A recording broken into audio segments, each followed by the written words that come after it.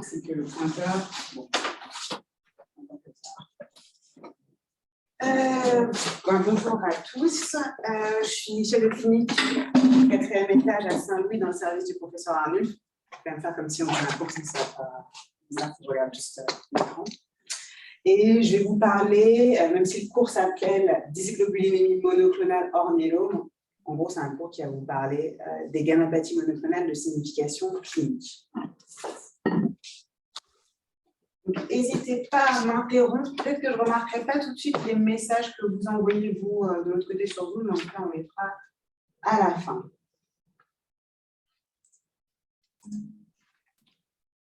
OK.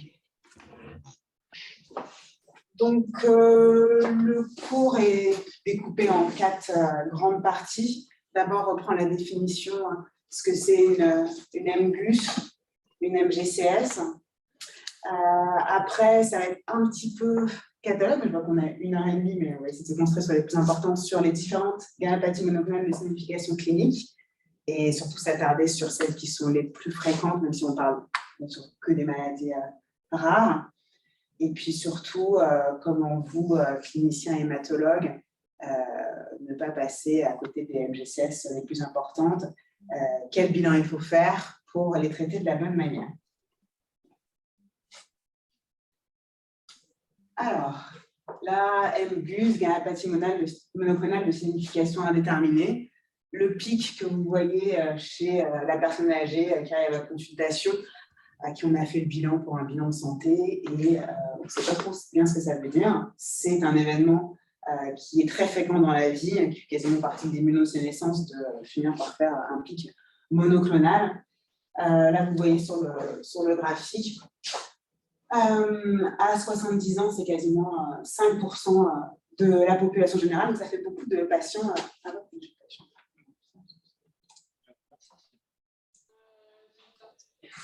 Et bien sûr, c'est principalement de l'IgG, et beaucoup plus rarement les autres isotypes.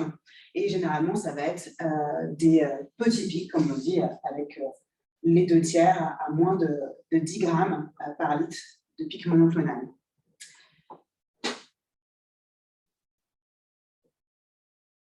Donc, vous, en tant qu'hématologue, on ne va pas en parler beaucoup aujourd'hui, mais ça va être surtout la grosse vigilance de ne pas louper l'hémopathie maligne à traiter avec forte masse tumorale. Les MGUS, elles évoluent pas toutes de la même manière, mais généralement, ça prend 1% par an. Il y a des critères qui vont vous rassurer pour vous dire non, ça ne va pas évoluer rapidement vers un myélome, un Waldenström ou d'autres lymphoproliférations de bas grade, ce ne sont pas les seuls avec un pic. Si vous avez un petit pic, une IgG, un ratio normal de chaîne légère, vous avez peu de chances qu'il y ait une évolution vers une hémopathie à traiter. Pour la partie myélome, pic IgG, IgA, IgD, chaîne légère, sachant que les myélomes à IgM, ça existe, c'est exceptionnel. Les 3 critères qui ont été définis pour vous mettre la puce à l'oreille, attention au gros risque de progression, sont les critères SLIM.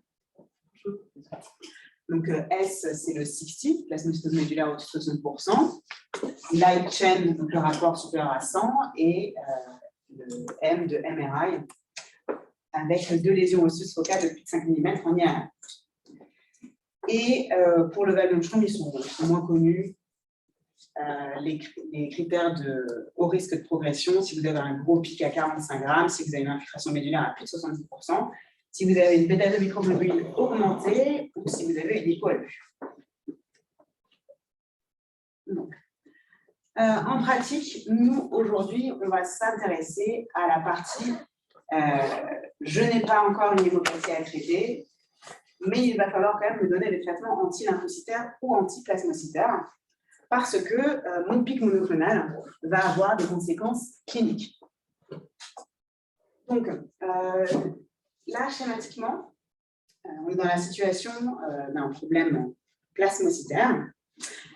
Donc, vous avez un patient qui a une MGUS IgG, qui a moins de 10% de plasmocytes dans sa moelle et qui n'a aucun symptôme. Et quand je dis aucun symptôme, pour retenir le diagnostic de MGUS, il ne faut pas seulement rechercher des critères CRAB, il faut s'assurer, et c'est l'objet du cours d'aujourd'hui, qu'il n'y a aucun symptôme qui peut être à l'origine, qui peut être causé par votre pic monoclonal, par votre immunoglobuline. Donc en fait, c'est une consultation qui peut être plus longue que prévu. Et donc, dans cette situation-là, si vous avez des symptômes en lien avec le pic, que vous avez identifié votre MGCS, et que vous êtes dans le cadre d'une prolifération plasmocytaire, il va falloir la traiter avec les traitements du myélome, sur lesquels on va revenir, anti-CD38 et inhibiteur du protéasome. Donc, attention, pic monoclonal, ça ne veut pas forcément dire hémopathie plasmocytaire. C'est assez facile si vous avez une IgM et une prolifération dans la moelle, lymphoplasmocytaire, vous êtes dans le champ de la maladie d'Alström, il va falloir donner des traitements plutôt anti-lymphocytaires. Mais si vous avez un pic IgG, IgA, IgD, vous avez des lymphomes de bas grade, des mâles, des marginales, des folliculaires, qui sont accompagnés de pics. Et qui, sans pour autant vous donner des cytopénies d'un syndrome tumoral, peut vous donner des signes cliniques, et il faudra les traiter comme on aurait traité le lymphome. C'est-à-dire pas avec des inhibiteurs du protéasome et des anti-CD38, mais plutôt de l'anti-CD20 et de la chimiothérapie. Est-ce que vous avez des questions jusque-là? On va rentrer vraiment dans la précision de quelle gammapathie monoclonale. Donc, l'article princeps sur les gammapathies monoclonales dont on va vous parler, c'est celui du professeur Fermant, qui est l'ancien chef de service du service dans lequel je travaille, qui les avait classés de manière pratique par mécanisme, même si pour l'instant tout n'est pas encore élucidé. Mais vous en connaissez déjà pas mal. C'est-à-dire que vous savez qu'une immunoglobuline est capable de se déposer dans les tissus, et si elle est amyloïdogène, elle peut vous donner une amylose. Si jamais elle a la capacité de précipiter au froid, elle va vous donner une cryo. Si jamais elle peut se retourner devant, si elle peut s'attaquer à des globules rouges, vous donner une anémie hémolytique, et ainsi de suite. Donc pour les gammapathies monoclonales de signification clinique, les différents mécanismes qu'on a identifiés, ce sont les suivants. Donc les immunoglobulines qui vont se déposer dans les tissus. On va voir principalement lesquels dans un second temps. Pour s'organiser, mais après ça va être des diagnostics à impact, les dépôts peuvent être organisés de manière fibrillaire, c'est l'amylose que vous connaissez, de manière tubulaire, la cryo, la glomérulonéphrite immunobactéide. Il peut y avoir des cristallisations d'immunoglobuline, dans le Fanconi ou dans l'histocytose cristalline de surcharge. Et après, les dépôts non organisés dans les tissus, c'est principalement la maladie de Randall. Après, on s'intéressera un peu aux autres. Les gammapathies monoclonales de signification clinique avec des activités auto-anticorps, donc la cryo de type 2, avec le cryoétride, avec les anticorps, les IgM dirigés contre les IgG polyclonales, c'est la définition du facteur rhumatoïde. Vous pouvez aussi avoir des anticorps dirigés contre les nerfs, notamment dans la neuropathie anti-MAG, myéline associée de glycoprotéines, contre les gangliosides. Des anticorps dirigés contre les globules rouges, contre des facteurs de la coagulation, contre des protéines de la peau. Vous pouvez avoir comme autre mécanisme un mécanisme cytokine-médé. Alors, on ne sait pas toujours comment, on ne sait pas comment l'immunoglobuline entraîne ces sécrétions de cytokines, mais il y a des tableaux de MGCS où il est décrit que la sécrétion d'une cytokine en excès, par exemple le VEGF, va donner un tableau de POMS syndrome. On va revenir dans le détail. Et donc, les cytokines pour lesquelles c'est décrit, c'est le VEGF pour le POMS INSOP, l'érythropoïétine pour le TEMPI syndrome et l'IL1 pour le Schnitzer. On peut aussi avoir des mécanismes qui sont liés à une activation du complément, notamment de la voie alterne, pour certaines glomérulonéphrites particulières ou certains syndromes de microangiopathie thrombotique. Et il y a d'autres gammapathies monoclonales de signification clinique qui sont des associations syndromiques qu'on a identifiées, mais dont on ne connaît pas le mécanisme. Et ils sont listés ici. Et je pense qu'avec le temps et l'avancée de la science, cette liste, ceux-là se répartiront dans d'autres mécanismes et il y aura d'autres MGCS qui seront décrites. Donc, maintenant qu'on a parlé des mécanismes, je les ai plutôt rangés par atteinte d'organes. Comme ça, quand vous voyez un patient avec un pic plus des choses sur la peau ou un problème de cœur ou un problème de rein, vous puissiez vous poser la question, quelle maladie il peut avoir. Donc déjà, est-ce que, bon, après que j'ai dit tout ça, pour vous faire participer un petit peu, quels sont les organes qui sont les plus fréquemment touchés dans les gammopathies monoclonales de signification clinique? Le rein. Le rein, oui.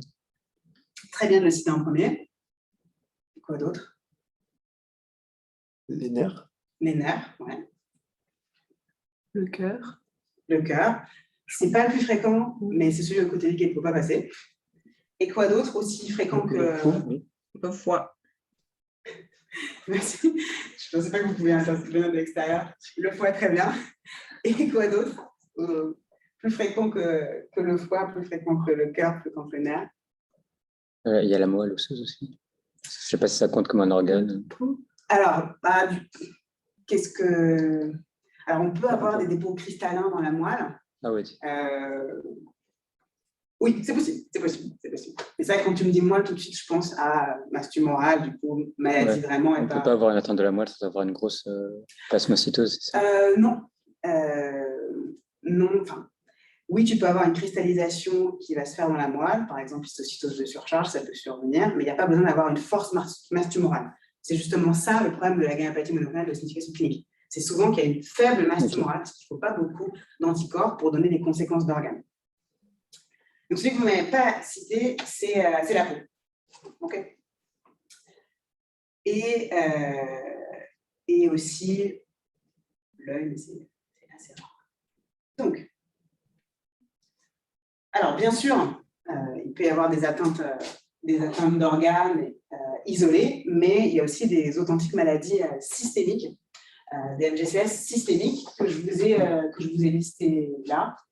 On va les revoir les unes après les autres, mais principalement les maladies de dépôt. Elles peuvent se déposer dans plusieurs organes à la fois, même s'il y en a qui vont avoir une affinité pour certains organes, dont le rein. Et après, des maladies que vous connaissez peut-être un peu moins bien, le Pommel's syndrome, le Schnitzler, le scléromyxodème, qui vont avoir des atteintes systémiques. Donc, en commençant par ce que peut faire le pic dans la peau. On va commencer par la MGCS, si vous en retenez une seule en sortant du cours, c'est celle-ci, mais vous la connaissez déjà un petit peu. L'amylose AL. Donc là, je ne vais pas vous parler des diagnostics différentiels AA, TTR, on va juste se concentrer sur la MGCS.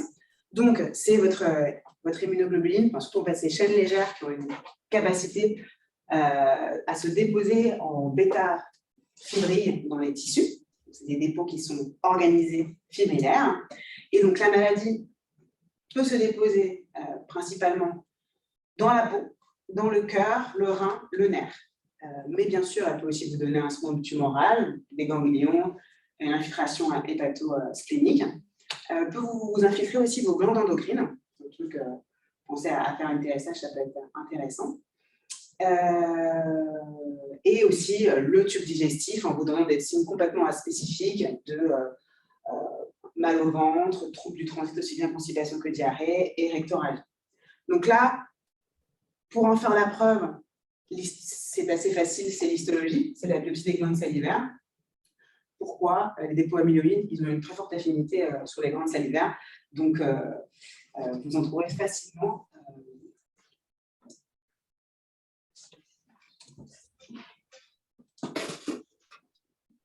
Vous en trouverez facilement dans les glandes salivaires. Et important, toujours, même si on vous l'a déjà été à maintes reprises, quand vous faites une biopsie des glandes salivaires, les glandes dans le formol et aussi une partie dans une compresse avec du sérum phi pour pouvoir faire le marquage kappa-lambda. D'accord? Parce qu'une fois que c'est fixé sur le formol, c'est difficile, voire impossible. Donc, la macroglossie, les lésions périorbitaires, les lunettes échymotiques. Et bien sûr, l'atteinte grave, c'est l'atteinte cardiaque. Donc, pour un peu rentrer précisément dans à quoi ça ressemble une amylose au niveau atteinte, du coup, ça va être des organes qui vont être grossis par les dépôts. Vous le savez déjà pour le cœur, c'est une cardiopathie qui va être hypertrophique, tout le spectre de l'insuffisance cardiaque. Les signologies légers, le microvoltage, les pseudo-oncules de nécrose et des caractéristiques un peu particulières à l'ETT. Il y a pas mal de centres dans Paris où les cardiologues ils sont habitués. Nos cardiologues à Saint-Louis, ceux avec qui ils travaillent à Boisière, à Mondor,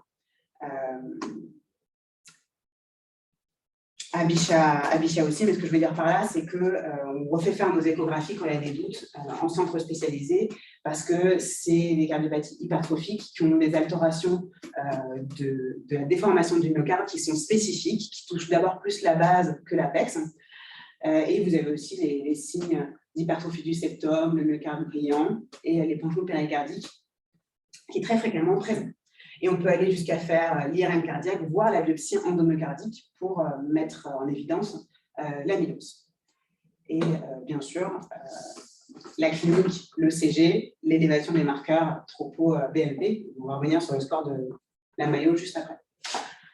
Pour le rein, l'atteinte pathognomonique, c'est le syndrome néphrotique pur. Mais bien sûr, les dépôts, ils ne sont pas forcément toujours uniquement dans le glomérule, ils peuvent être un peu dans le vasculaire, dans le tube interstitiel. Mais le tableau qu'on a le plus souvent, c'est le syndrome néphrotique pur. Au niveau du nerf, c'est important de le préciser, ils vont avoir une atteinte du nerf périphérique axonal, mais ils vont surtout aussi avoir une atteinte du système nerveux autonome. Ils vont avoir des dysautonomies, avoir une grosse hypotension orthostatique et avoir une gastroparésie. Donc, bien sûr que c'est le cœur qui fait le pronostic, vous allez le voir sur la diapo suivante, mais souvent les patients qui ont la dysautonomie, qui ont une atteinte digestive, vont être très dénutris. Et plus ça, plus la fuite des protéines dans les urines, ils vont avoir un état général qui est très, très altéré. Et même si vous allez réussir avec le traitement à réduire la production, à normaliser la production de chaînes légères, c'est des patients qui vont récupérer de leur atteinte d'organes très tardivement et rester altérés très, très longtemps.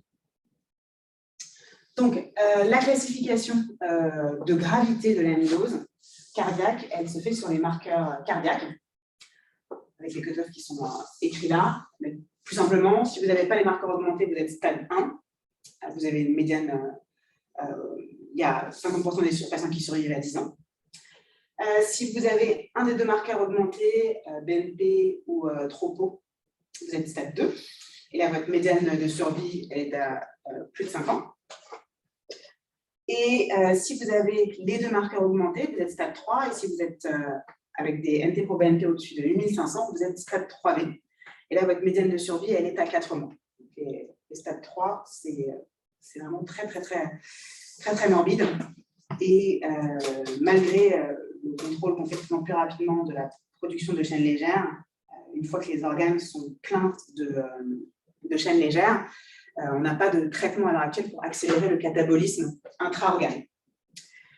Au niveau rénal, c'est un peu le même problème aussi. Une fois que vous avez une altération de la fonction du DFG, même si vous traitez les patients sur leur production de chaînes légères, il y en a quand même qui vont aller à la dialyse, même s'ils sont en réponse clinique, en réponse hématologique. Donc là, par exemple, si vous avez une protéinurie supérieure à 5 grammes et que vous avez un DFG inférieur à 50 ml minutes, vous avez quand même 50% de chance, 50% de probabilité de finir en dialyse à 2 ans.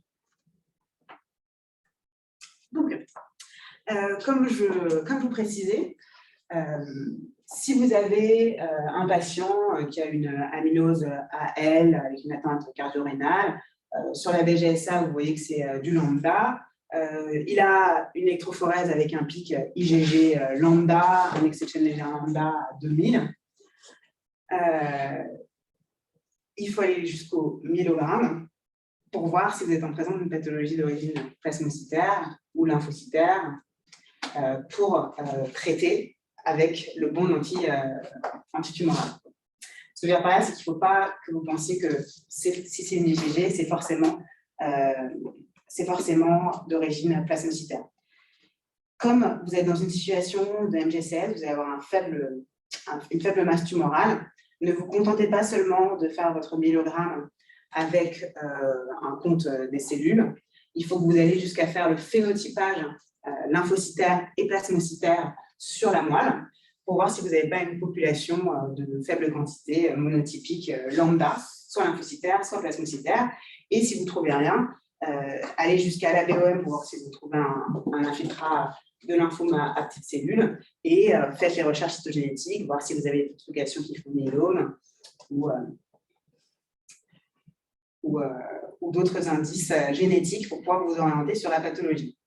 En l'occurrence, dans l'amylose, la plupart du temps, elle est associée à une faible masse tumorale, mais vous pouvez avoir des amyloses qui sont associées à des vrais myélomes symptomatiques. Et dans ce cas-là, il faut les traiter comme des débits. Donc, une fois que vous avez identifié s'il s'agit d'un clone plasmocytaire ou lymphocytaire, si vous avez une atteinte cardiaque, le traitement, il est urgent. Et il associe d'emblée une quadruplète avec du daratumumab, Velcade, endoxan, dexaméthasone. Avec, même si vous n'êtes pas en réponse après une cure, on peut, si votre rein le permet, faire un switch de l'endoxan vers le Revlimid. Si vous n'avez pas d'atteinte cardiaque, pas de daratumumab en première ligne immédiatement, on va vous proposer, si vous avez quand même des atteintes d'organes qui sont nobles, c'est-à-dire pas que de la peau, un traitement, une triplette par VCD. Pareil, si vous n'êtes pas en réponse rapidement, on peut rajouter du daratumumab. Le melphalan dexaméthasone, je dirais qu'on le réserve seulement si vous avez une atteinte de la peau, des ganglions, qui nécessiterait traitement parce qu'invalidante. Mais de moins en moins souvent, on utilise cette thérapie, ce duo. Contrairement au myélome, où à l'heure actuelle, on fait des traitements très longs et dès la rechute, des traitements illimités. L'amylose, c'est toujours un traitement limité, entre 6 à 9 cures de traitement. Et on utilise tous les traitements du myélome, c'est-à-dire que si vous avez une amylose avec une T1114, on pourra utiliser l'inhibiteur du BCL2, le venetoclax. Donc, si vous êtes dans une situation où c'est votre clone lymphocytaire qui est à l'origine de cette chaîne légère, on utilisera plutôt des traitements rituximab associés à des alkylants, guanamustine, cyclophosphamide. L'autogreffe, en France, l'autogreffe et l'amylose, on n'en fait quasiment pas. Pourquoi? Parce que une autogreffe chez un patient qui a une cardiopathie hypertrophique, ça augmente drastiquement la mortalité liée à la procédure, c'est la TRM, et que maintenant on réussit avec les nouvelles immunothérapies à avoir des réponses hématologiques assez rapides pour se passer de ce traitement-là, mais dans certaines situations de patients réfractaires au traitement, ou de patients en énième rechute, qui sont encore jeunes et qui n'ont pas une situation cardiovasculaire trop horrible, on peut être amené à envisager. Mais en tout cas, dans la littérature anglo-saxonne, on en parle beaucoup plus que dans la littérature francophone. Alors, donc ça, c'est la définition de la réponse. Donc, quand on va traiter les patients, on va évaluer à la fois leur réponse hématologique, c'est-à-dire est-ce qu'on a normalisé leur production de chaînes légères, normaliser leur différentiel chaîne légère pathologique, chaîne légère normale. Donc, c'est ça la réponse complète. Si on a une réduction du DFLC, donc c'est différentiel de free light chain inférieur à 40 mg, on est en très bonne réponse partielle, GPA. Et si on a juste une réduction de 50% de ce différentiel, on est en réponse partielle. Mais si on s'intéresse seulement à la réponse hématologique, c'est que la moitié de la réponse. Il faut aussi vérifier la réponse d'organes. Donc, bon, si c'est pour le cœur, c'est sur les marqueurs. Si c'est pour le rein, c'est sur l'expression d'albumine. Et la dysautonomie, le nerf, les perturbations du bilan empathique selon les atteintes d'organes. Ce que je veux dire, c'est qu'il faut s'intéresser aux deux facettes de la réponse et pas seulement à la réponse hématologique. Et en plus de ça, pour l'amylose, il y a certaines choses à côté des traitements d'hématologie auxquels il va falloir faire attention. Donc, c'est des patients chez qui il va falloir bien contrôler la volémie. Donc, hypertrophie, leur volume d'éjection systolique va être figé. Et la seule manière pour eux d'adapter leur débit cardiaque, ça va être la fréquence cardiaque. Donc, c'est pour ça que c'est interdit de mettre des bêta-bloquants à vos patients amyloses. Donc, ça, vous savez pour un moment déjà. Pourquoi pas les ILC? Parce qu'ils vont entraîner une vasodilatation périphérique. Et ça, chez vos patients qui sont souvent dysautonomiques, qui risquent de faire des malaises au décubitus. Donc, pas de contention midodrine qui est le gutron, qui est vasopresseur des vaisseaux périphériques. L'anticoagulation, je vais un petit peu dans le désordre. Hein. Donc, c'est des patients, c'est une cardiopathie qui est à risque emboligène, mais à la fois, s'ils ont l'atteinte digestive, ils sont à fort risque de saignement. Donc, ce n'est pas une indication systématique, mais c'est vraiment quelque chose qu'il va falloir discuter avec votre cardiologue. Et bon, si bien sûr, il y a l'amylose cardiaque stade 3 qu'il a fait l'AVC et que sur le plan digestif, ça va, vous allez plutôt anticoaguler. Mais s'il est rénal et digestif et qu'il saigne du tube digestif, mais bon, et qu'il a le syndrome néphrotique, bon, ça va être une question. Quoi. Il y a plein de choses à mettre en balance. Pour finir du côté du cœur, discussion aussi selon les troubles CG, s'il y a des atteintes de la conduction, parce que les dépôts ils peuvent se mettre partout, hein, même sur les faisceaux de conduction, de voir avec les cardiologues s'il y a un appareillage qui est nécessaire. Dans les autres traitements à ne pas négliger, comme je vous l'ai dit, c'est des patients qui peuvent être très altérés, très cachectiques, très hypoprotéiques pour plein de raisons. Donc il va falloir faire attention dès le début à bien s'intéresser à leur nutrition. Pas oublier, bien sûr, ça va de soi, s'ils sont très symptomatiques au niveau des douleurs neuropathiques, en plus si vous leur mettez du Bedcal, faire attention à leurs symptômes neuropathiques. Et pensez, si vos patients ont survécu la phase aiguë et qui sont bien en réponse complète hématologique, mais qu'ils gardent des atteintes d'organes désastreuses, à envisager une transplantation cardiaque, rénale. Alors, on a fait un peu le tour sur l'amylose. Est-ce que vous avez des questions? Là, on va arriver sur un peu plus de curiosité, en tout cas dans les maladies de dépôt. Peut-être que... Alors,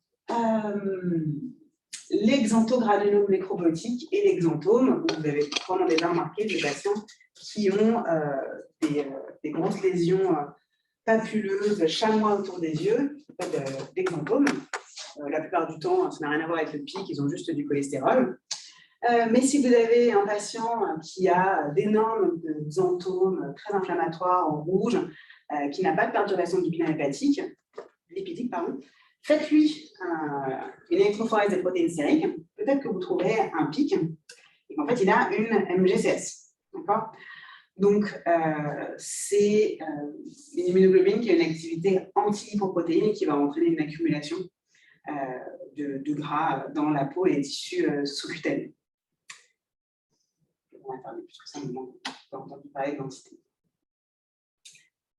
Autre chose au niveau de la peau, vous pouvez avoir le pic qui va vous donner un œdème angioneurotique en entraînant un déficit du C1 inhibiteur.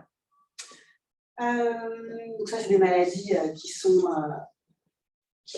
auto-anticorps médiés et qui perturbent le fonctionnement du complément. Donc ça, vous en avez peut-être déjà entendu parler, parce que ça peut être associé à des syndromes léphroprolifératifs, à des maladies auto-immunes. Et pour l'angioëdème de type 2, avec consommation du C1 inhibiteur, une gammapathie monoclonale par un mécanisme d'auto-anticorps qui sont dirigés contre les C1 inhibiteurs. On peut aussi avoir des dermatoses bulleuses. L'anticorps va se placer au niveau de la jonction dermo-hypodermique, soulever les couches supérieures de la peau et vous donner littéralement une dermatose bulleuse. Autre chose sur la peau, le syndrome TEMPI. Donc, rare de chez rare, je n'ai jamais vu. Ça, c'est un syndrome qui est une gammapathie monoclonale de signification clinique qui est médiée par l'excès d'érythropoïétine. Vous allez le voir pourquoi. TEMPI, ça veut dire télangiectasie. La télangiectasie, hypervascularisation au niveau cutané, parce que le PO va entraîner une érythrocytose et une angiogénèse. E pour élévitide, érythropoïétine et érythrocytosis. Vous comprenez pourquoi ça vient de l'EPO. M pour le pic monoclonal. P pour ce que vous voyez ici, l'accumulation de liquide périnéphrique. Alors ça, je ne suis pas certain qu'on ait entièrement compris pourquoi il y avait cette accumulation localisée autour de rein dans le syndrome. Et le shunt intrapulmonaire qui est favorisé par l'hyperangiogénèse de l'EPO. Et donc, ça va être une hypersection de l'EPO qui est non médiée par JAK2. Là, vous êtes dans une autre maladie. Là, vous aurez entendu parler du TEP syndrome. Donc, au niveau de la peau, ça donne des dans le classique, vous voyez là, sur le visage, sur les mains, le tout. Ça donne quel chiffre d'hémoglobine autant qu'une... Franchement, vous ne savez pas, non? Je ne sais pas. Je te laisserai lire les articles de Sykes dans Merci. Alors, le syndrome de Schnitzler, je pense qu'un de tes patients a ça. De quoi? Tu penses qu'un de tes patients a un syndrome? Non, c'était curiosité. Donc, le syndrome de Schnitzler, cytokine médiée aussi, une cytokine de l'inflammation que vous connaissez probablement, l'IL-1 bêta, qui va vous donner un tableau cutané, articulaire, fébrile. Donc, les différents critères pour diagnostiquer un syndrome de Schnitzler sont inscrits ici. Donc, la fièvre, un tableau d'arthalgie, des douleurs osseuses avec une atteinte qui est plutôt épiphysaire, comme vous voyez sur la scintigraphie osseuse. Un syndrome tumoral, avec des gros ganglions et des pathosplenomégalie. Une augmentation de la VS qui est liée à la présence d'un pic monoclonal qui est, dans la majorité des cas, IgM-kappa. La fièvre avec une hyperleucocytose. Et c'est une maladie qui est médiée par l'IL-1 bêta et qui peut évoluer secondairement vers une lymphoprolifération, qui est le plus souvent une maladie de Waldenström, mais qui peut être aussi d'autres lymphomes de Valrad. Et si l'inflammation n'est pas contrôlée par un traitement anti-IL-1 à la quinoa par exemple, ça peut évoluer vers une amylose AA, qui est une amylose inflammatoire. Rien à voir avec l'amylose dont on a parlé juste avant. Alors, d'autres entités qui touchent la peau, le scléromyxodème et le sclérodème de Buschke. On met dans le très rare, mais gardez dans le coin de votre tête le scléromyxodème, parce que peut-être qu'un jour ça peut vous permettre de faire un diagnostic cool et de sauver un patient. Donc, ce sont des maladies liées à un pic généralement IgG lambda. Là, vous ne voyez pas très bien, mais c'est souvent un pic qui va migrer qui va avoir un profil électrophorélite un peu particulier et migrer tout au bout des gamma-globulines. Et ça va être une accumulation dans la peau de mucine et de fibrose. En gros, cliniquement, ils vont avoir une peau qui est plus dure et une peau qui est plus œdémacée. On ne va pas retrouver systématiquement d'une immunoglobuline, on va retrouver de la mucine, qui va donner cet aspect plus épaissi, et de la fibrose et une prolifération de cellules fibroblastiques. Donc, ces deux maladies, la grande distinction, c'est que le scléromyxodème, ça peut être une maladie systémique avec des atteintes qui peuvent être mortelles. Et de l'autre côté, le sclérodème de Buschke, où c'est uniquement une maladie cutanée qui va surtout intéresser la face postérieure du corps, le cou, les épaules, le dos, avec un effet peau d'orange infiltrée, une peau dure. Et au niveau du scléromyxodème, vous allez avoir une atteinte qui est plus papulaire. Donc là, vraiment, vous voyez cet aspect chair de poule beige, derrière les oreilles, sur les faces d'extension des doigts, au-dessus des sourcils, autour du nez. Donc ça, c'est vraiment typique du scléromyxodème. La mucine, elle peut aussi se mettre dans les articulations, vous donner une vraie polyarthrite distale. Elle peut se mettre dans le cœur et vous donner une cardiopathie hypertrophique liée à la mucine. elle peut aussi vous entraîner des complications neurologiques. C'est surtout pour ça qu'il faut que vous reteniez le scléroméxodème. C'est que pour avoir un tableau qui peut aller jusqu'au coma, une encéphalite sévère aiguë, qui est souvent précédée d'un syndrome pseudo-grippal. On ne sait pas à l'heure actuelle si c'est un trigger infectieux ou si c'est le début de la présentation, et qui peut aussi être compliqué d'épilepsie. Et chez ces patients-là, généralement, le plus souvent c'est inaugural, donc c'est là où c'est un petit peu compliqué, mais souvenez-vous, pic, coma, épilepsie, lésions papulaires du visage, de la face d'extension des mains. Regardez s'ils ont un pic monoclonal. Si vous avez une suspicion de scléroméxodème, échange plasmatique, ça réveille les patients parce que vous allez éliminer de la circulation l'immunoglobuline qui est responsable de ce tableau-là. D'accord ? Donc, je consciente que je vous parle de choses ultra rares, mais ça peut toujours être utile. Donc, en pratique, les patients qui ont juste des problèmes de peau, on leur fait des immunoglobulines. Mais si jamais ils sont réfractaires, ils rechutent malgré les immunoglobulines, ou alors qu'ils ont une atteinte d'organes sévère avec une cardiopathie mucineuse, on leur fait des traitements anti-plasmocytaires ou anti-lymphocytaires, mais le plus souvent c'est anti-plasmocytaires pour le myxodème, où on va leur proposer du daratumumab, du CD38 ou du Revlimid associé. Autre chose de la peau, donc on ne connaît pas bien le mécanisme, le cutis laxa, avec une atteinte des fibres élastiques, donc littéralement des patients qui font beaucoup plus vieux que leur âge. Pas facile à faire comme diagnostic.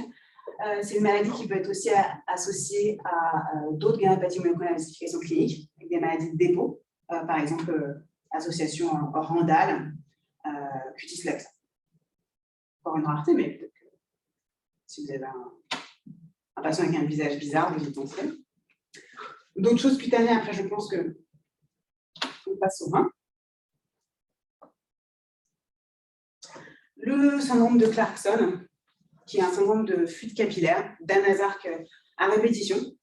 Le mécanisme n'est pas connu et il peut y avoir une association avec une gammapathie monoclonale et très rarement, dans 7% des cas, avoir un authentique myélome. Et c'est des patients qui vont faire des épisodes d'anasarque, avec vraiment hypovolémie du secteur vasculaire, œdème interstitiel généralisé, avec sur la biologie une hémoconcentration associée. Vous pouvez avoir aussi au niveau de la peau des dermatoses neutrophiliques qui sont associées à un pic monoclonal. Ça va être surtout toutes les dermatoses neutrophiliques sauf le sweat, donc la profonde, le pyoderma, les superficielles, la pustulose sous-cornée et l'érythéma et les bâtons d'unité. Enfin, des choses assez rares. Donc peut-être que vous verrez le plus souvent, avant que je passe au rein, est-ce que vous avez des questions sur cette première partie? Donc, les gammopathies monoclonales de signification rénale. C'est un peu un listing barbare, sauf si vous aimez beaucoup les produits, avec les mécanismes d'atteinte rénale. Principalement, en fait, vous allez voir un patient avec un pic, il va avoir un sédiment urinaire anormal, une protéinurie, une hématurie, une insuffisance rénale, et vous allez aller jusqu'à la biopsie, vous aurez la réponse par la biopsie. D'accord? Quand vous allez rentrer par l'atteinte rénale. Donc pour un petit peu rentrer dans le détail, on va classer principalement les MGRS en maladies avec des dépôts, maladies sans dépôt, d'immunoglobulines. Sans dépôt, il n'y en a pas beaucoup. Hein. Il y a la maladie juste avec des dépôts de C3, qui est la GNC3, la glomérulonéphrite avec des dépôts juste de C3, qui est un problème de la voie alterne de complément. Et autre problème aussi souvent lié à la voie alterne de complément, des tableaux de syndrome hémolytique et urinique associés au pic. Tout le reste, ce sont des maladies de dépôt. Et pour un peu vous les diviser, pour vous organiser dans votre tête, il y a des dépôts qui vont être organisés. Les dépôts fibrillaires dont on a déjà parlé, au premier rang desquels l'amylose. Vous voyez le rouge Congo qui est positif. Vous avez aussi des glomérulonéphrites à dépôt fibrillaire qui sont non amyloïdes. comme autre type de dépôt, vous avez des dépôts qui peuvent être microtubulaires. Vous connaissez la cryoglobuline. Et vous avez aussi la gomide, qui est la glomérulonéphritite immunotactoïde. Et gomide, ça veut dire glomérulonéphrite avec dépôt organisé pour le haut de monoclonal immune deposition disease. Dans les autres dépôts qui peuvent être organisés, ça va être des dépôts qui vont être cristallins. Si vous avez des dépôts cristallins dans votre tube proximal, vous pouvez avoir un tableau de tubulopathie qui s'appelle le syndrome de Fanconi, que vous connaissez probablement déjà, avec la fuite, l'aminoacidurie, la glycosurie normoglycémique, l'aminoacidurie, je l'ai déjà dit, l'acide urique dans les urines, l'hypokaliémie aussi, l'hypocalcémie aussi, donc un profil de tubulopathie. Vous pouvez avoir des dépôts, pas seulement dans le tube, dans le tubule, vous pouvez avoir une vraie maladie de dépôt qui peut être systémique, qui s'appelle l'histiocytose cristalline de surcharge, en anglais crystal storage histiocytosis, avec des dépôts qui peuvent être cornéens. Ça peut être, vous pouvez avoir les ophtalmos qui viennent vous voir pour des dépôts cornéens, qui font vraiment des nuages dans la cornée. Et il y a des patients que, enfin là, ce patient en l'occurrence, on l'a traité pour ça. Il avait aussi un myélome indolent, il ne va pas non plus, il a regardé pour rien, mais il a nettoyé complètement son lit. Et on peut aussi avoir des dépôts cristallins qui peuvent avoir une activité cryo qui précipite au froid, et vous avez une cryo qui stagne mobilisée. On rentre vraiment dans le détail de l'histo rénale. Si vos dépôts ne sont pas organisés, vous allez avoir la première maladie de dépôt non organisée, c'est le Randall. La monoclonal immunoglobuline deposition disease, qui est divisée en LCDD, HCDD, LHCDD. Pas un peu barbare, mais en gros, il peut y avoir des positions de light chain, heavy chain ou light and heavy chain. Voilà. Et ça aussi, c'est une maladie qui est systémique, on va en parler dans une diapo dédiée. Et vous avez aussi des dépôts qui peuvent être non organisés et associés à aussi une prolifération mésangiale. Et là, vous êtes dans la PGNLID, qui est la proliférative glomérulonéphritis monoclonale immunoglobuline deposition disease. Sur une tannée, c'est l'acronyme. C'est une question. Oui. Quand on dit non organisé, c'est-à-dire qu'on peut avoir des dépôts autant dans les glomérules que les tubules, etc. Non, c'est pas ça. Ça veut dire qu'il y a une forme de dépôt. C'est-à-dire que ça ressemble à des fibrilles quand c'est l'amylose, ça ressemble à des microtubules quand c'est la cryo, et c'est des cristaux quand c'est le Fanconi. En gros, c'est des dépôts en bataille. D'accord, c'est une description histologique, pas d'immunofluorescence. C'est ça. Parce qu'en fait, tu vois, ton amylose, elle va pouvoir se déposer de manière fibrillaire dans ton glomérule, dans ton vasculaire, dans ton tubule interstitiel, n'importe où, mais pas n'importe comment. D'accord, ok. Donc, ça, au bout du compte, oui, voilà. Ça, c'est, si vous voulez reprendre dans les MGRS, les articles de Nelson Lung, il fait des schémas intéressants. Ça, c'est plutôt pour vous replacer dans le rein, dans les différents secteurs, où est-ce que ça va plutôt se déposer. Alors, donc, on a parlé dans les dépôts organisés, amylose, gomide, cryo, Fanconi, avec une maladie qui peut se déposer partout, qui est l'histiocytose cristalline de surcharge. Petite note pour l'œil. Le Randall, on va en parler juste après. Donc, la maladie de Randall, qui est une maladie systémique, bien sûr, l'atteinte la plus fréquente, c'est l'atteinte rénale. Mais vous avez, dans 35% des cas, un autre site qui est atteint. Le plus souvent, le foie ou le cœur. Ça va vous donner une hépatomégalie, une cardiopathie hypertrophique qui est beaucoup plus rapidement réversible que celle de l'amylose. C'est un bien meilleur pronostic. Vous pouvez aussi avoir une atteinte du nerf périphérique, du tube digestif, de la peau. Le QTCAC qui est noté, mais vous voyez dans 1% des cas. Ça va être plus souvent associé à un pic qu'à un myélome symptomatique. Vous voyez, dans 34% des cas, vous avez un myélome symptomatique associé. Donc là, vous traitez comme un myélome. Mais ça peut être aussi associé à une maladie de Waldenström dans un très faible pourcentage. C'est plus souvent la chaîne légère kappa qui va être impliquée dans la maladie randale. À toute fin du cours, je vais vous parler du fait que certaines MGCS sont associées à des sous-types particuliers, à des isotypes particuliers d'immunoglobulines. Que vous dire de plus sur la maladie de Randall? Ça paraît assez logique, mais je vais vous le dire quand même. Plus la réponse hématologique est meilleure, réponse complète ou VGPR, mieux la survie globale et la survie rénale va être. Alors, passons rapidement à la cryoglobulinémie, donc maladie systémique, mécanisme de dépôt microtubulaire dans les organes et aussi quand même auto-immun, surtout dans la type 2, avec un tableau de vascularite systémique.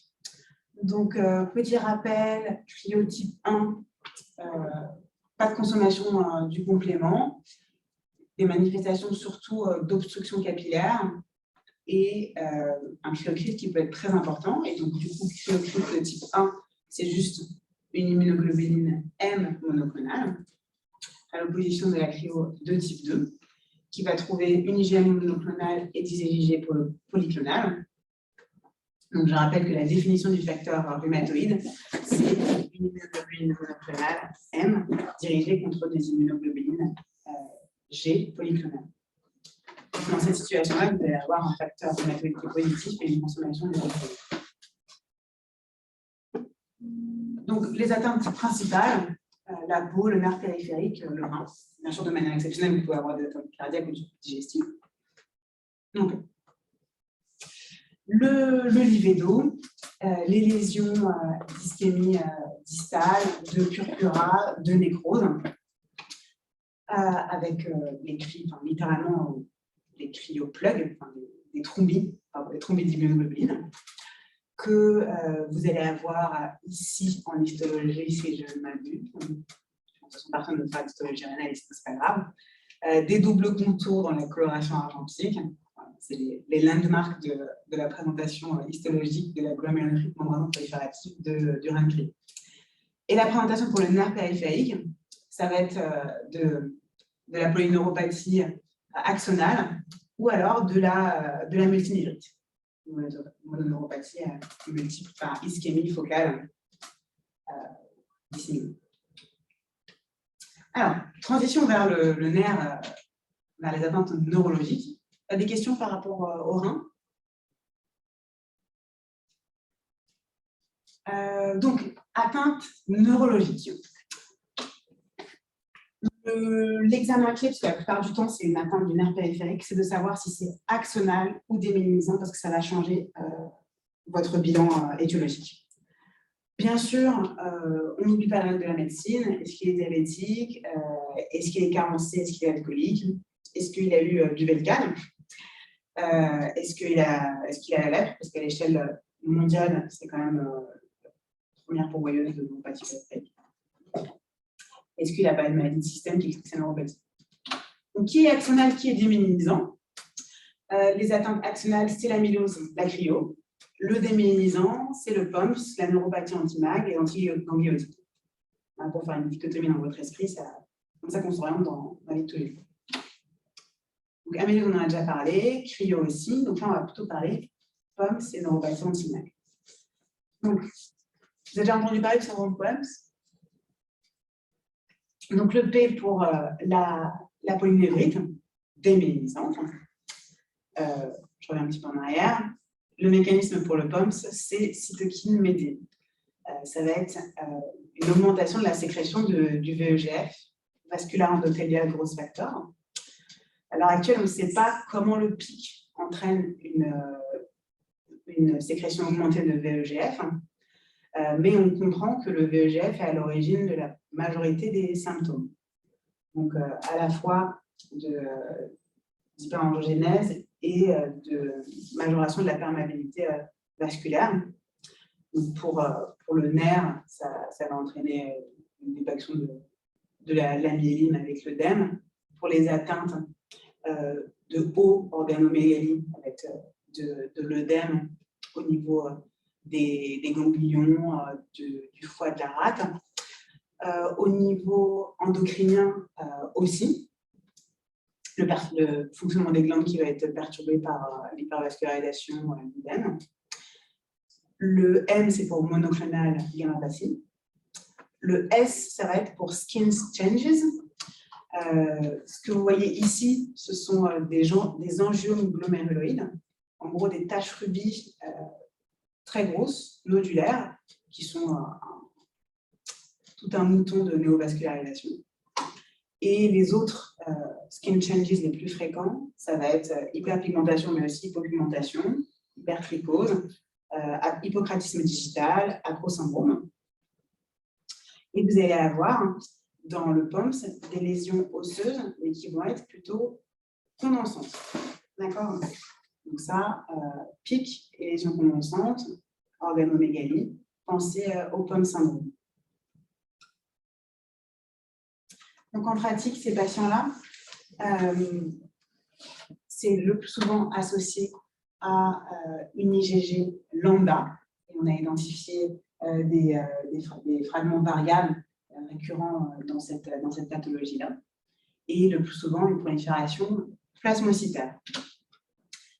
Donc, c'est des patients que l'on va traiter avec des traitements antiplasmocytaires, Revlimid, daratumumab et autogreffe, qui va permettre une excellente réponse des patients. Et plus la réponse hématologique est meilleure, plus la survie sans progression et la survie globale vont l'être. Petite aparté, avant le syndrome POMS, on peut avoir un syndrome AESOP, je n'en ai jamais vu. C'est la présence derrière une lésion de plasmocytome, d'une lésion cutanée, qui peut être soit bien érythémateuse, soit plutôt peau dure, morphée et peau d'orange, avec un ganglion. Donc, gangle adénopathie, extensive skin patch au-dessus d'un plasmocytome. Vous précédez un peu. Là, vous pouvez briller en visite si jamais vous pensez. Sur le nerf, quelque chose de plus fréquent qu'on voit, c'est la neuropathie anti-MAG, donc MAG, myéline associative glycoprotéine, qui est associée quasi exclusivement au pic IgM-kappa, qui peut être associée à une maladie de Waldenström complète, donc qui est 1088 mutée. Et on peut faire le diagnostic si vous avez une neuropathie démyélinisante, avec un taux d'anticorps qui est très important. Il faut qu'il y ait au moins 4 chiffres d'anti-MAG, sinon ce n'est pas significatif. Et ça entraîne une démyélinisation de vos nerfs périphériques. La présentation, c'est surtout d'abord distale, symétrique, sensitif, mais ça peut évoluer lentement vers du moteur et c'est ascendant. On peut aussi avoir une atteinte de la proprioception. Donc, au niveau des traitements, traitements plutôt anti-lymphoplasmocytaires, rituximab alkylan, cyclophosphamide, chloraminophen. Si jamais vous avez habituellement cette neuropathie elle est d'évolution lente et progressive, si vous avez une évolution rapide, on peut faire des échanges plasmatiques pour enlever les anticorps anti-MAG du sérum. Mais ça va être suspensif, il faudra que ça soit suivi d'un traitement anti-clone.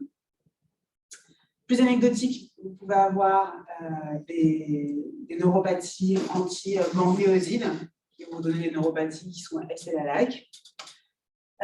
Une atteinte syndromique qui est le syndrome Kahneman, chronique ataxique neuropathie avec ophtalmoplégie, et une anémie à anticorps froid. Donc, le Kahneman syndrome, principalement une présentation sensitive, avec des paresthésies, une ataxie, l'ophtalmoplégie, même si elle est dans l'acronyme, elle ne représente que 13% des patients. Et il peut y avoir dans une faible proportion des patients une atteinte motrice. Et ça aussi, c'est 100% des cas associés à une IgM et c'est équilibré entre kappa et lambda. Vous avez une authentique lymphoprolifération associée dans plus d'un tiers des cas.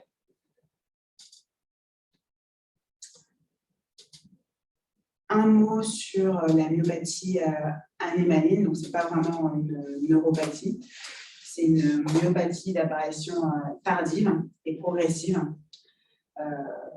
Ça peut juste être un espoir de faire ce diagnostic-là parce que c'est une myopathie associée au pic et si vous traitez le pic, vous pouvez faire régresser les symptômes.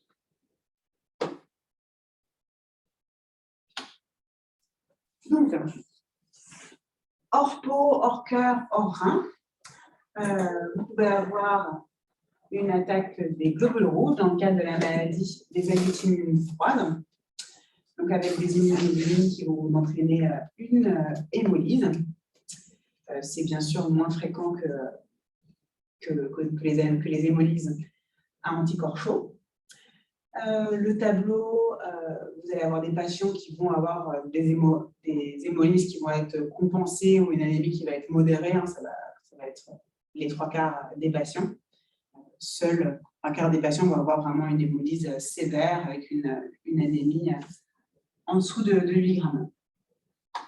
Ça va être, dans la majorité des cas, un pic monoclonal IgM kappa, avec dans le cas de la maladie des agglutines froides, une description bien particulière de l'infiltration lymphoplasmocytaire qui est différente de ce qu'on voit dans la maladie de Waldenström. Donc, ça va être des patients qui vont être négatifs, qui vont avoir une infiltration qui va être plutôt nodulaire, et qui vont avoir ce profil au phénotypage, et pour qui on a retrouvé des réarrangements spécifiques du VDJ. Dans la plupart des cas, se protéger du froid, prendre un petit peu de PO, ça suffit. Si vous êtes dans le cas où vous avez une hémolyse sévère ou une acutisation favorisée par un sepsis ou par une paresthèse hivernale, vous allez avoir besoin de traiter comme le lymphome avec R-alkylan ou R-seul, mais pas de corticoïdes seuls comme on pourrait être dans une anémie hémolytique auto-immune idiopathique. Le Willebrand-Taki, donc c'est la perte du facteur von Willebrand en présence de l'anticorps. Il pensait, dans le cas de l'apparition d'un syndrome hémorragique cutanéo-muqueux sans histoire familiale de saignement. Comment ça fonctionne? On ne sait pas très bien. Est-ce que ce sont les cellules tumorales qui absorbent le facteur von Willebrand? Est-ce qui favorise la protéolyse? Est-ce qu'il y a des anticorps dirigés directement contre le facteur von Willebrand? Donc, dans la majeure partie des cas, dans 50% des cas, le Willebrand-Taki, c'est des maladies lymphoprolifératives. Mais vous pouvez aussi avoir un peu de myéloprolifératif, de la néoplasie solide et aussi une hémolyse qui va être favorisée par des cardiopathies valvulaires, c'est le syndrome d'Hyde, et aussi de la présence d'une assistance ventriculaire, une prothèse valvulaire, ou donc un mécanisme en fait, qui va favoriser la casse du facteur von Willebrand, probablement de manière locale. Alors, ça va? Les principes, les trucs qui vont vous retenir de ce cours. En gros, si vous avez un pic monoclonal, mais pas de myélome, pas de Waldenström, pas de lymphome, il faut parfois quand même se poser la question, est-ce qu'il n'y a pas besoin de traiter parce qu'il y a des symptômes cliniques? Est-ce qu'il y a un problème cardiaque, est-ce qu'il y a un problème rénal, hépatique, est-ce qu'il y a des choses sur sa peau? J'ai un peu résumé cette diapo avec ce que je viens de vous dire. Donc, pas seulement s'intéresser au syndrome tumoral, à savoir ses douleurs osseuses, mais aussi s'intéresser à sa peau, à son cœur, à son nerf. Au niveau biologique, principalement les marqueurs cardiaques, la créate, la protéinurie. Et après, si vous avez une idée du mécanisme et que vous êtes dans le cadre d'une neuropathie démyélisante, faire le dosage du VEGF, faire un dosage de l'EPO, si vous pensez à un TMP syndrome. Ça, c'est parfait. J'ai commencé à vous en parler au début. La nature, l'isotype, ne vous garantit pas la nature du clone. Donc, vous avez des pics IgG dans les proliférations plasmacytaires, vous avez des pics IgG dans les lymphomes de bas grade. Pour l'IgM, c'est assez facile. L'IgM, c'est le premier isotype que va sécréter votre lymphoplasmocyte avant de faire la commutation isotypique. C'est vraiment dédié à la maladie de Waldenström. Si vous avez une IgM, au moins, c'est simple. Mais dans le cas de l'IgG, de l'IgA, exceptionnellement de l'IgD, des chaînes légères, il va falloir que vous alliez loin pour essayer d'identifier le clone tumoral. Je dis essayer parce que dans certains cas, on n'arrive pas à identifier. Par exemple, pour les PGNMID, donc c'est la MGRS avec une prolifération mésangiale, on va avoir un diagnostic à l'historénal. Parfois, on va avoir la diagnostic à l'IF de la biopsie rénale, avec, on va pouvoir jusqu'à nous dire qu'il y a une IgG3 kappa dans le rein. Mais au niveau du sang et de la moelle, on peut se trouver dans une situation où on a juste une immunofixation positive, mais une moelle complètement normale, un immunophénotypage, lympho et plasmocytaire polytypique. Mais on sait qu'il y a une prolifération tumorale quelque part parce qu'elle est symptomatique dans le rein. Ce que je veux dire par contre, il faut toujours essayer de traquer le clone pour pouvoir adapter au mieux le traitement anti-lymphocytaire ou plasmocytaire. Mais parfois, on se trouve dans des situations à prescrire un Ritux, Velcade, endoxandémique, dexaméthasone pour pouvoir cibler les deux. Ça, c'est la situation la moins enviable. Donc, pour commencer par les choses simples, l'électrophorèse, les chaînes légères, l'électrophorèse des protéines urinaires, l'immunofixation. À Saint-Loup, mais probablement aussi ailleurs, on a un dosage plus précis qui s'appelle Heavy Light, qui permet de quantifier, de doser l'IgG, enfin les IgG kappa, les IgG lambda, les IgG kappa, les IgG lambda, les IgA kappa, les IgA lambda, les IgD lambda et kappa, et de voir s'il y a des déséquilibres qui suggéreraient qu'on a plutôt tel ou tel pic monoclonal quand vous avez une IF qui est négative et qui peut vous permettre de suivre la réponse de la maladie. Pour les maladies de dépôt, vous allez pouvoir trouver en tout cas la monotypie sur la biopsie. On a déjà parlé du milligramme. Comme je vous ai dit, on peut avoir une infiltration qui est faible. Donc il faut aller jusqu'à faire le phénotypage plasmocytaire et lymphocytaire sur la moelle. Voir la BOM pour rechercher un infiltrat de micromolécules. On peut s'aider aussi de la cytogénétique et des fiches, parce que si vous avez une 414, vous allez plutôt être dans le cadre d'une prolifération plasmocytaire. Si vous avez une mutation de 1088, même si finalement vous n'avez pas trouvé d'infiltration lymphoplasmocytaire, on pourrait plutôt conclure que vous êtes dans le spectre du Waldenström. Et pour certaines maladies particulières, on a identifié une recombinaison VDJ. Si vous trouvez celle-ci spécifiquement, ça peut vous conforter dans le diagnostic de l'MGCS. Donc, en gros, cette diapo, elle résume ce que je viens de vous expliquer. Que l'importance d'identifier le clone, c'est pour pouvoir donner le bon traitement. Anti-plasmocytaire qui mime les traitements du myélome si votre clone est plasmocytaire, et anti-lymphocytaire si votre clone est lymphocytaire ou lymphoplasmocytaire. Les autres choses qui peuvent vous aider, parce que c'est parfois pas facile d'avoir des lésions sur la peau et juste un pic, parce que c'est hyper fréquent d'avoir un pic, ou d'avoir une cardiopathie et des marqueurs augmentés, parce qu'ils ont le droit aussi d'avoir eu des antitracyclines dans leur vie, d'avoir une cardiopathie ischémique. C'est certains autres éléments qui vont vous permettre de vous dire « Ah tiens, là je pense que c'est une MGCS et c'est pas juste une MLUS avec un problème d'organes autre. » C'est quoi ces petits tips? Si vous avez une maladie de dépôt, c'est facile, c'est la preuve histologique de retrouver des immunoglobulines dans le tissu pathologique, si vous biopsiez la rein, si vous biopsiez la peau, si vous faites une biopsie endogmocardique ou une biopsie du nerf périphérique. Si vous avez une activité auto-anticorps qui est facilement testable, ça vous fait votre diagnostic. Si vous avez un mécanisme lié à une hypersécrétion cytokinique, bingo pour le VEGF, c'est pathognomonique.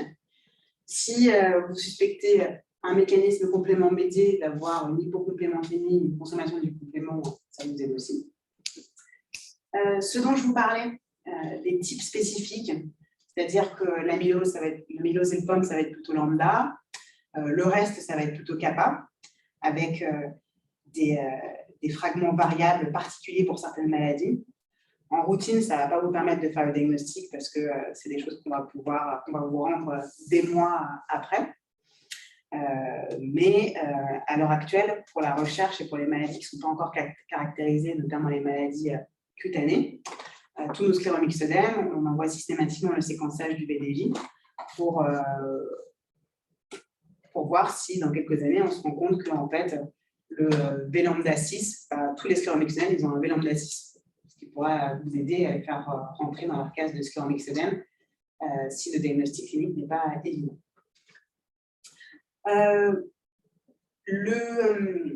La réponse au traitement avec une diminution du pic et une diminution des symptômes cliniques, c'est l'évolution qui vous donne la réponse, et le fait que la baisse du pic plus l'amélioration des symptômes en parallèle avec le traitement contre le clone, c'est bingo, ça vous valide l'association du pic qui avait des conséquences sur la clinique. Et autre chose, c'est-à-dire connaître les associations épidémiologiques, c'est-à-dire de connaître le syndrome, ça vous permet d'y penser. Genre maintenant, vous connaissez le syndrome de Schnitzler, vous connaissez le syndrome Myxonen, vous connaissez le syndrome de Pépine, donc vous pourrez y penser. Et si ça correspond aux critères diagnostiques, vous pourrez poser le diagnostic de MGCS. Donc, en conclusion de conclusion, si vous avez un jour en consultation, mais vous en aurez forcément parce que la gammapathie monoclonale, c'est quelque chose de très fréquent, ne vous arrêtez pas seulement à chercher un diagnostic symptomatique, pensez à la peau, au rein, au cœur, au nerf. Pensez toujours à identifier le clone pour traiter de la bonne manière. Voilà, il est 19h13.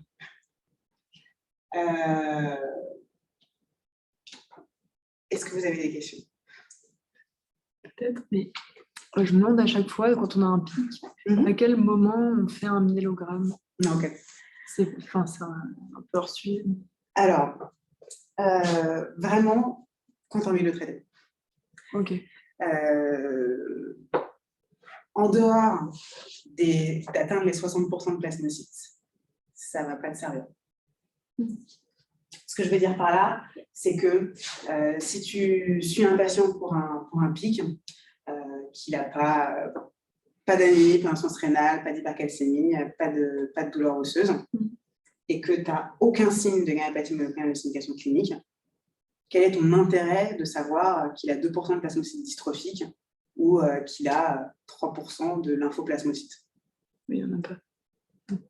Non, à part que maintenant, le patient sait que tu sais qu'il a une prolifération tumorale, même si toi tu le sais. En tout cas, lui, il aura le myélogramme, lui, il va penser qu'il a une maladie tumorale, un pré-cancer. Donc, vraiment pas.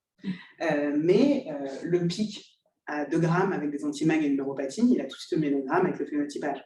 Donc, vraiment, myélogramme, si tu penses que tu vas le traiter. Si tu as des crabes, si tu as des signes de MGCS. Je vais regarder, je vous laisse réfléchir et je vais regarder. Je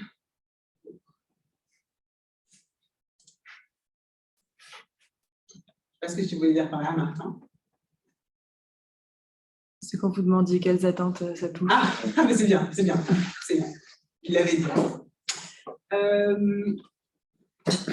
Je vais juste retourner en arrière. Vraiment, celle qu'il faut que vous connaissiez, c'est l'amylose. Parce que le cœur, c'est grave, c'est ça qui fait le pronostic. La cryogénie, le randal. Après, je vous ai mis le scléromyxodème pour le dermato-neurosyndrome, mais vraiment, si vous en croisez un dans votre vie, vous serez content. Et le POMS, mais surtout, c'est la vigilance de pic. Pensez à poser quelques questions sur est-ce que vous êtes essoufflé, est-ce que vous avez une dyspnée, est-ce que vous avez des œdèmes, est-ce que vous avez des signes de neuropathie, regardez la peau, et sur la biologie, si vous avez un point d'appel, n'hésitez pas à faire des marqueurs cardiaques. Et une protéinurie, mais ça c'est systématique pour le pic. Est-ce que vous voulez que je revienne sur une identité particulière ou c'est bon?